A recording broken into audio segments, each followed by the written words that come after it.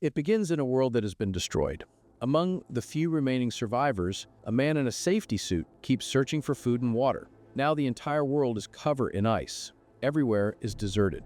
Wherever you look on Earth, there is only ice and more ice. A few months ago, a massive snow fever swept the planet. That snow fever was highly toxic. As a result, nearly half of the people on Earth died right then, and the snow fever continued for several days. Not just one. It began across the whole world at the same time. As a result, in just a few days, the force of the snow fever buried the entire world under ice. So now every place on Earth lies empty. From here, the story jumps back to a few months earlier, when the world was normal. We see a few girls on a boat. They had come far from the city to the sea to party. They were having a lot of fun together. But then the places along the shoreline started losing electricity, one after another. Within a short time, a beautiful light spread across the whole sky. Lights like that are usually seen in very cold regions, places covered in ice all year. The three of them realized this couldn't be normal. One girl quickly went inside to start the boat. Strangely, none of the electrical systems worked. Right then, the two friends who were with her fell down. The girl was terrified. Looking outside through a window, she saw that ice falling from above had killed her two friends. A few days after this incident, we see a scene in Spain. People there were protesting. Since the night when the whole city lost power, the country's electricity still hadn't stabilized. They were getting much less electricity than they needed. Because of the protests, the roads were jammed with traffic. In a car, we see a man named Juan. After dropping off his wife and daughter at their home, he was heading to a party with some old friends. However, because there was heavy traffic on the road, they got there late. After that, he somehow made it to his friend Alfredo's house where his other friends had already arrived. Together, they were watching the news on TV. A sudden fire at a factory had caused toxic gas to leak, and if that gas spread, it could be very dangerous. Juan said they shouldn't pay attention to that news, and the four friends started playing games. Soon their bottle was delivered,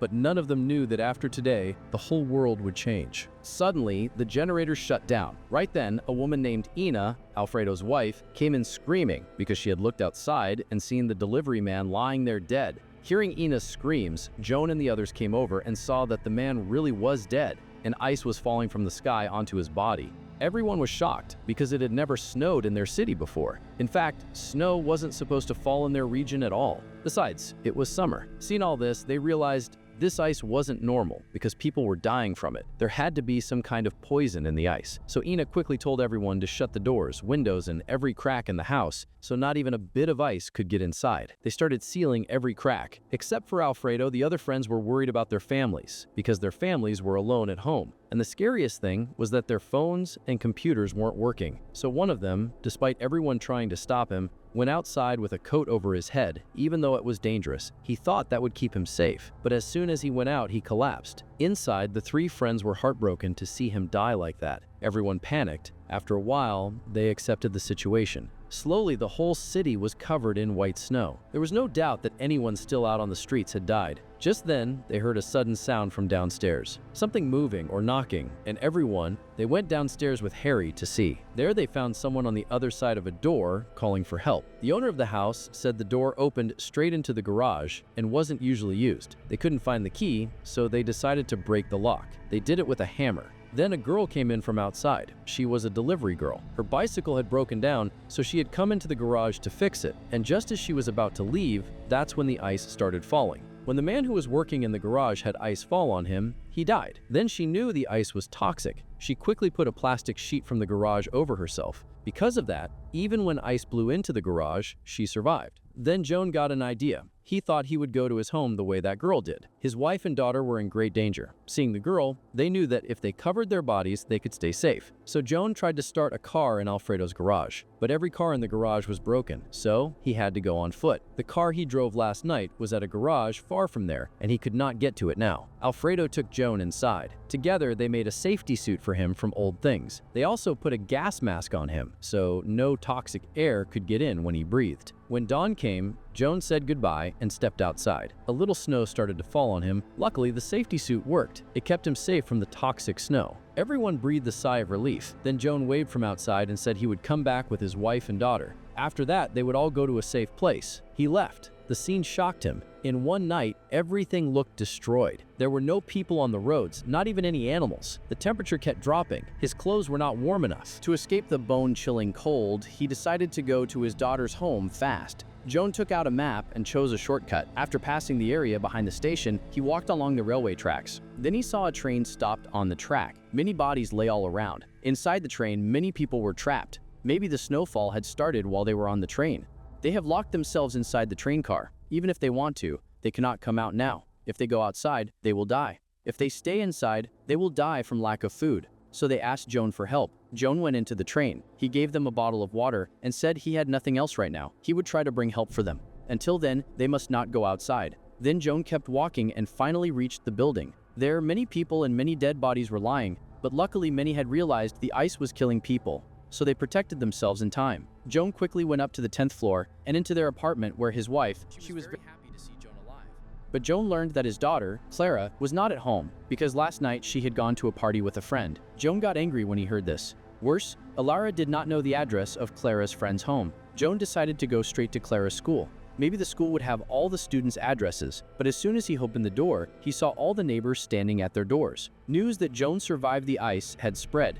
Everyone thought Joan had some special immunity, but Joan explained he only used a gas mask. Then a man came and asked for his mask because a woman in the building had lost hope and taken her own life. She had left a water tap running, and all the clean water in the building had run out, so everyone hoped Joan's mask would help them go outside to bring water. Joan made a false promise and pulled a pistol from his bag. What a mess! He wanted to save his daughter first, so he scared them with the gun and ran away with Ilara. But the rich man named Charlie also had a gun. He and his men chased the two of them. Still, Joan somehow took Ilara down to a lower floor. They went into an apartment and locked the door. But by then Charlie and his men had also arrived, and they were breaking down the door to catch them. Joan and Ilara were very scared, and they quickly looked for plastic and a mask. Because Joan had only one safety suit and mask, they needed to make another safety suit, but there was almost nothing useful in that apartment. Meanwhile, Charlie's men had almost broken down the apartment door. So Joan put his safety suit and mask on Ilara to save her. He told her to go straight to Clara's school. He said this was the best way to keep his wife and daughter alive.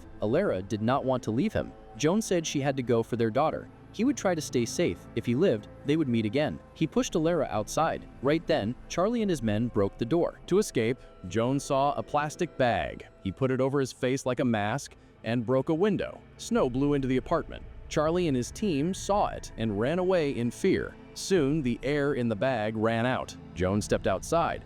He could not breathe well and passed out. When he woke, he was inside a car. Alfredo and the other friends were there. Ilara was there too. Alfredo had worn a safety suit and gone to a nearby police station. He brought back many safety suits and masks. With those, they were coming to pick up Joan and Ilara. They found Ilara on the road and put her in the car. Then they all headed back to Alfredo's house. No one noticed fireballs, like meteors, falling from the sky. Maybe a bigger danger was coming. After they reached Alfredo's house, everyone made a plan for what to do next. Lucas says, "Let's leave this city," but no one knows if other places are safe. Joan will not go anywhere until he finds his daughter, so he asks Alfredo for the car. Alfredo says they should wait. Then they see a man coming toward them. He had followed their tire tracks. They pointed a gun at him. His name is Benedetto. He says he is staying with some survivors a little way from here, but the food and animals there are almost gone, so he is wandering around looking for help. Alfredo says they should not bring those survivors here. In a time like this, no one thinks about others. Still, he gives Benedetto some food and water. No one notices that someone behind them steals Alfredo's car. On the road, the thief sees things falling like meteors. He gets distracted and crashes into the car in front of him. He dies. Meanwhile, Joan and Ilara are desperate to find their daughter.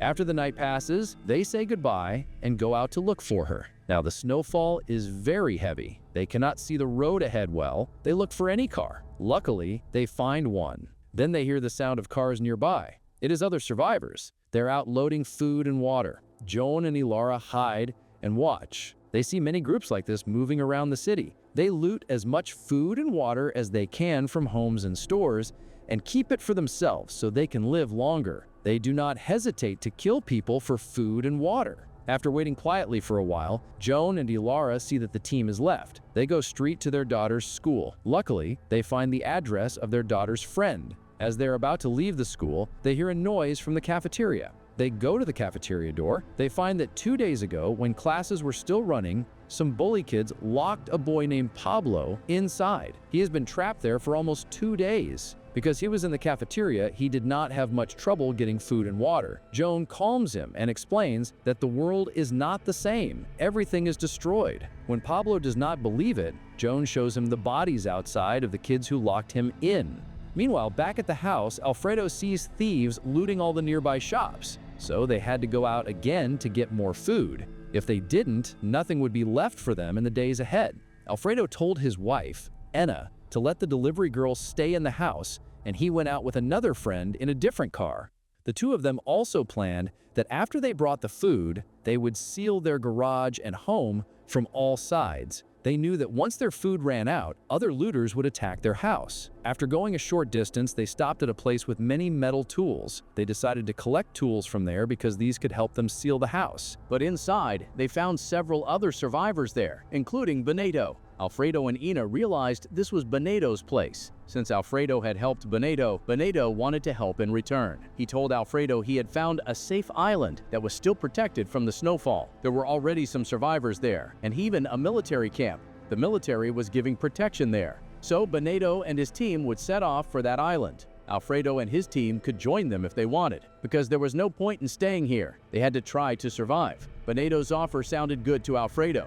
There was no gain in staying here. In a few days, the city would change a lot, and their food and water would run out, so going with Benito would be the smart move. Meanwhile, Juan and Ilara first decided to send Pablo to his home and then look for Clara. But when they reached Pablo's home, they found his parents were dead, so they had to keep Pablo with them. After seeing his parents' bodies, Pablo's condition started to get worse. They took him to a pharmacy to get some medicine. Outside the pharmacy, they saw a pregnant woman who was alone. Juan let her come inside, but it was a trap. With that woman's help, many people entered the pharmacy, took Juan's car keys, and locked him and Ilara in the bathroom. After the thieves left, Pablo let them both out. Back at the house, Alfredo asked his wife whether they should go to the island. Ina agreed, because soon people would start killing for food. So Alfredo tried to turn on every radio he could to get accurate information about the island, but it was no use. He went up to the roof to fix the antenna, but that didn't help either. Then he checked their compasses, the tools they'd used to head toward the island, but none of them were working. Meanwhile, Juan, Ilara, and Pablo were crossing the roads on foot. Thankfully, their safety suits kept them from harm, but all three were freezing. They still had a long way to walk, so when Juan saw a car, he decided to take it. But when he got close, he saw a family trying to survive with their little girl. Juan couldn't bring himself to do that bad thing. Juan couldn't do anything wrong. So he, Ilara, and Pablo started walking again. After a while, they reached the train where many people had been locked inside a car. But now there wasn't a single person in the train. Juan realized they must have gone out to escape hunger and thirst, and they probably died on the road. While trying to save his own family, he couldn't do anything for them. In that situation, there was nothing he could do. Then Juan, exhausted, took Ilara and Pablo back to Alfredo's house. There they learned that Alfredo and the others were heading to a safe island because staying here was too risky. Alfredo told Juan that enough was enough. He didn't think Juan's daughter was still alive, so Juan should stop looking for her and go with them to the safe island. Juan got angry. He would not go anywhere without his daughter. In the end, they decided Juan and Ilara would split from Alfredo to keep searching for their daughter. But none of them knew an even bigger danger was waiting outside. The looters were happy with their stolen goods when suddenly a powerful creature attacked their car and killed them both. What was that? It's a big mystery we will learn later. Meanwhile, Juan and Ilara took out an old phone book. The internet wasn't working now, so they had to use old method. Before leaving, Alfredo wants to grab some food from a nearby store, but he feels bad inside. He is leaving his childhood friend Joan. He makes a decision. He will help Joan find his daughter first. After that, they will all go to the island. They head out with Joan. At night, they see many cars blocking the road. The road is blocked, so you cannot see the other side. Several military trucks arrive. The soldiers tell them to stay as far away as possible. Then the soldiers move ahead. Joan and Alfredo get suspicious. They think the soldiers are hiding something behind the roadblock. They secretly follow the soldiers. When the soldiers notice, they start shooting in all directions. Joan and Alfredo keep their distance and start backing their car away. Their car suddenly flipped over hard. When they got there, Joan and Alfredo understood why the soldiers told them to stay away. From a distance, they saw many monster-like, deadly creatures behind the roadblock, attacking the soldiers one by one. Joan and Alfredo were scared. They realized the soldiers were trying to keep the creatures contained. The creatures saw them and started coming their way, pushing cars aside and coming out one by one. To survive, they hid behind the overturned car and waited for things to calm down. There, they found a few soldiers' guns, but they knew these wouldn't stop such huge creatures. They waited, but the creatures noticed them. Everyone ran. After a short run, a man told them to come inside. He dropped fire from above and drove the creatures away. When Joan went inside, he saw many survivors hiding in a church. The church's leader, a nun, took them to the roof. She showed them the fire-like objects in the sky and said they were a kind of spaceship. They had come from another planet and were roaming above Earth. Since they appeared, strange creatures had been seen nearby. The creatures might have come from another planet. A bigger danger was coming. Night fell. Joan and Alfredo decided to go back to their team to warn them about the creatures, but the nun would not let them open the doors, because if the creatures learned people were inside, they would all come at once. She told them to wait until morning and then go. To keep everyone safe, they stayed there for the night. People took turns keeping watch. Joan worried about his daughter Clara. He feared she might be dead. Then Joan heard a noise outside. To check, Joan went upstairs. He looked outside and saw hundreds of creatures. Their numbers were still growing. He felt no one in the church building would survive if they stayed. He went back inside and warned everyone. He said they had to leave now. Everyone got ready. Joan thought the creatures might be sleeping, so they needed to escape at night. All the survivors lined up behind Joan and moved in silence. After a short walk, he put the others into a bus. A wall blocked the way. Joan and a few others started breaking the wall so they could get out. Meanwhile, a small child in the bus began to cry. The crying drew several creatures. The creatures were about to attack the bus. Right then, an elderly couple went up to the church roof and rang the bell very loudly. The creatures turned their attention that way. They gripped each other's hands tightly and said a final goodbye because they had sacrificed themselves to save the others. But there was no way out behind that wall. So Joan and the rest went to the pile of cars and somehow pulled out a working car. The creatures sensed their presence and started coming toward them. Joan kept shooting at the creatures while he got all his companions into the car. He managed to start it and drive away, so the creatures couldn't catch them. They came to the front of their house. They said goodbye to the others and quickly went inside to see if everyone was okay. To their surprise, their daughter Clara was there. Clara was alive. She had come there last night to find them. She knew Alfredo was her dad's close friend, so her parents might be there. Joan and Alara finally breathed a sigh of relief. They spent the day relaxing with their daughter. The others were getting ready to leave for the island. Then another group of survivors arrived. They offered Alfredo a trade, give them his house and garage, and take their home truck, where many people could live comfortably. Alfredo already wanted to go to the island, so he agreed. They packed everyone's things and got ready to leave in the truck. In the meantime, Alfredo noticed that since Clara returned, she was acting strange, like she wasn't in control of herself, but no one paid much attention. Finally, they all set off for the island. After a long drive, they reached near the sea and faced another problem. Because the world's climate had changed, the sea level was now lower. They needed a different location where they could use a boat, but evening was coming soon, so they went to a shopping mall to spend the night. Many survivors had taken shelter there. Among them were the same survivors Joan had led out of the church that day. The people were helping each other and surviving together. During this time, Clara was acting strange. After a little while, she seemed fine. Everyone thought it was because she was sick. Thinking that, they all went to rest and fell asleep. Early the next morning, Joan woke up because he heard people screaming in the mall. When he went to check, he saw the snowfall had completely stopped and the sun was slowly coming out. People could now go outside. Nothing is happening to them now. That is, the poisonous gas has gone from the snowfall. Everyone is very happy to see this, because the whole world is getting normal again. Everyone was thinking that this was not a dream. But just then, a gang comes there, and they keep shooting at everyone outside.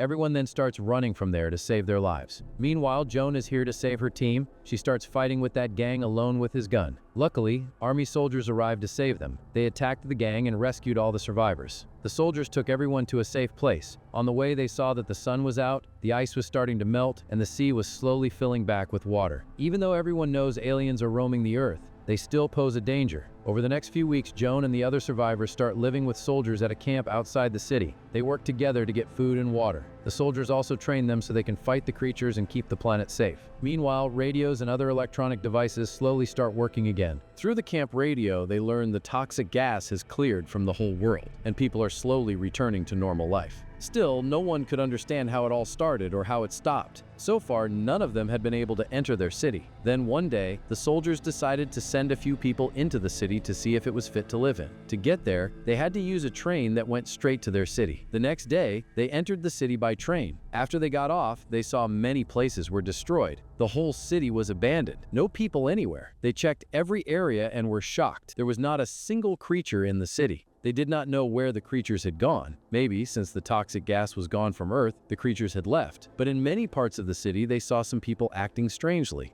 Maybe the danger was not over yet. Still, the Earth had become livable for people again. But things were not like before. Their homes, roads, and their beloved city were in ruins. But if people try, anything is possible. They will stand together, shoulder to shoulder, and build a new world. And that is where Season 1 ends. Season 2 has not released yet. When Season 2 comes, I will bring its explanation quickly. Tell me in the comments how you liked the video. If you liked it, please give it a like. Stay well and stay healthy.